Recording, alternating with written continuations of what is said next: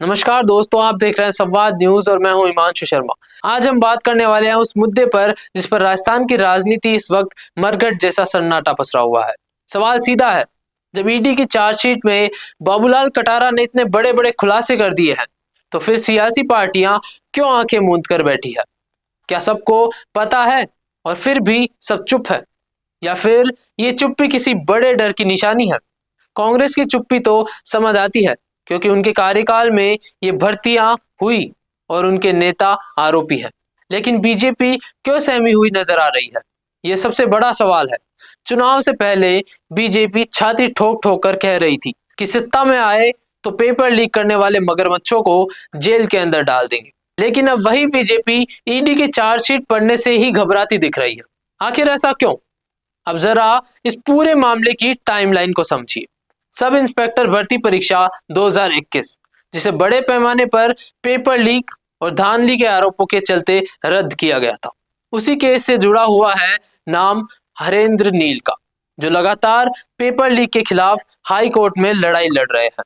अब उन्होंने सीधा हाई कोर्ट में याचिका लगा दी है कि बाबूलाल कटारा द्वारा ईडी को दिए गए पूरे खुलासे, यानी ईडी की पूरी चार्जशीट कोर्ट के पटल पर रखी जाए। सवाल यह है कि कब तक छुपाओगे और आखिर कहां कहां छुपाओगे? आज जब सब इंस्पेक्टर भर्ती परीक्षा को लेकर डबल बेंच में सुनवाई हुई तो हैरान की बात यह है कि फिर से वही पुराने तर्क दोहराए गए जिनके आधार पर पहले परीक्षा रद्द की गई थी। कहा गया कि याचिकाकर्ता देरी से आए, तथ्य छुपाए गए, इनके पास जानकारी कहां से आई। मतलब साफ है कि सिस्टम फिर से टाइम खींचने की कोशिश में है। लेकिन कोर्ट के तेवर देखकर लग रहा है कि इस बार मामला ज्यादा लंबा नहीं चलेगा। संकेत साफ है कि रोजाना सुनवाई भी हो सकती है।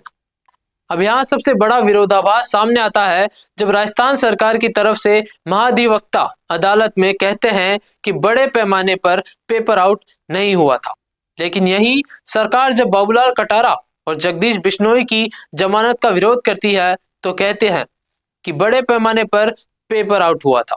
सवाल यह है कि सच क्या है? और अगर बड़े पैमाने पर पेपर आउट हुआ ही नहीं था तो फिर ईडी की चार्जशीट में बाबूलाल कटारा ने इतने बड़े खुलासे कैसे कर दिए? चार्जशीट के मुताबिक सबसे बड़ा खेल आरएस भर्ती परीक्षा को लेकर हुआ है, क्योंकि नेताओं की दिलचस्पी सबसे ज्यादा वही थी। आरएस 2018 और आरएस 2021 में जबरदस्त धांधली हुई, ऐसा खुद बाबूलाल कटारा ने बताया है। सब इंस्पेक्टर भर्ती परीक्षा में वैसे तो इंटरव्यू होना ही नहीं चाहिए था, लेकिन नेताओं ने अपने खास लोगों के लिए इंटरव्यू रखवाए और वहां क्या क्या हुआ इसकी परतें अब धीरे धीरे खुल रही हैं।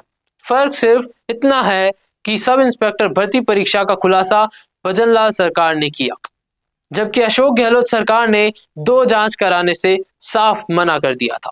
लेकिन सवाल यह है कि आरएस भर्ती परीक्षा की जांच क्यों नहीं हो रही, जबकि डॉक्टर किरोड़ी लाल मीणा खुद एसओजी के चक्कर काटते रहे, क्योंकि कोई राजनीतिक दल खुलकर मांग ही नहीं कर रहा। लोकतंत्र में अगर राजनीतिक दल ही आवाज नहीं उठाएगा तो फिर आम जनता की आवाज कौन सुनेगा? हनुमान बेनीवाल से लोगों को उम्मीदें थी, लेकिन जब उनसे जोधपुर में आरपीएससी को लेकर सवाल किया गया तो उन्होंने कह दिया कि अब कुछ बचा ही नहीं है। अब आते हैं सबसे अहम पॉइंट पर, ईडी की चार्जशीट। हमने पूरे देश की कोशिश की तो ओसीजी ने कहा कि चार्जशीट मंगा ली गई है और उसका अध्ययन किया जा रहा है।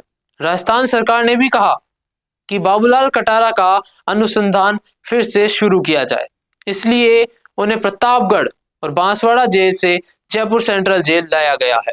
यानी जांच दोबारा चालू हो चुकी है और उम्मीद की जा सकती है कि सच बाहर आएगा। लेकिन हरेंद्र नील की याचिका ने सिस्टम की नींद उड़ा दी है, क्योंकि अगर ईडी की चार्जशीट कोर्ट में आई तो फिर वो जनता तक भी पहुंचेगी। और सबसे बड़ा डर यही है कि उस चार्जशीट में किन किन नेताओं के नाम हैं। शायद इसी डर की वजह से न कोई नेता बोल रहा है, न कोई अखबार खुलकर लिख रहा है। सबसे हैरानी की बात यह है, बाबूलाल कटारा आज भी आरपीएससी का सदस्य बना हुआ है, उसे हटाया गया नहीं है। संगीता आर्य ने इस्तीफा दे दिया, मंजू शर्मा पहले ही इस्तीफा दे चुकी थी। लेकिन सवाल यह है कि संगीता आर्य को आखिरकार बनाया क्यों गया था?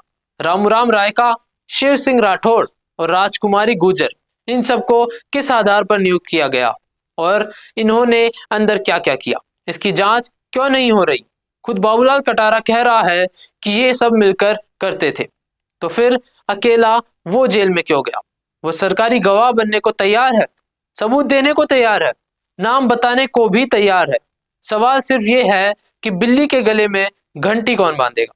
भजनलाल सरकार की सबसे बड़ी ताकत यही मानी जा रही है कि उनके ऊपर न वसुंधरा राजे का बोझ है, न अशोक गहलोत सरकार का, और न बीजेपी या कांग्रेस के पुराने नेताओं का। इसलिए माना जा रहा है कि वो सही वक्त देखकर इस चार्जशीट को सामने लाएंगे। लेकिन बीजेपी शायद ये भी सोच रही है कि सब इंस्पेक्टर भर्ती परीक्षा में हमने खुलासे किए, कार्रवाई की, और अगर अब आगे कार्रवाई नहीं हुई तो कहीं ये सब हमारे लिए ही उल्टा ना पड़ जाए। सवाल बड़ा है, जवाब वक्त देगा, लेकिन संवाद न्यूज इस पूरे मामले पर नजर बनाए रखेगा। बने रहिए हमारे साथ। जय हिंद। सच बताओ, इंस्टाग्राम पे डेली पोस्ट करते लेकिन फिर भी रिजल्ट 0 ही रहता है ना। तो प्रॉब्लम कंटेंट का नहीं है, हुक्स का है। और मिशी मीडिया सोल्यूशन लाया है आपकी इसी प्रॉब्लम का सोल्यूशन, क्योंकि हम बनाते हैं बॉलीवुड हुक रील्स जो इमोशंस को हिट करे, और एआई हुक रील्स जो एल्गोरिदम को समझकर काम करे। तो रील्स सिर्फ देखी नहीं जाती, याद भी रखी जाती है। तो अपनी इंस्टाग्राम ग्रोथ को लेकर सीरियस हो ना, तो अभी कॉल लगाओ स्क्रीन पर दिए गए नंबर पर मिशी मीडिया सोल्यूशंस को। तो वायरल सोचो, स्मार्ट बनो, और अभी रील्स बनवाओ मिशी मीडिया सोल्यूशन से।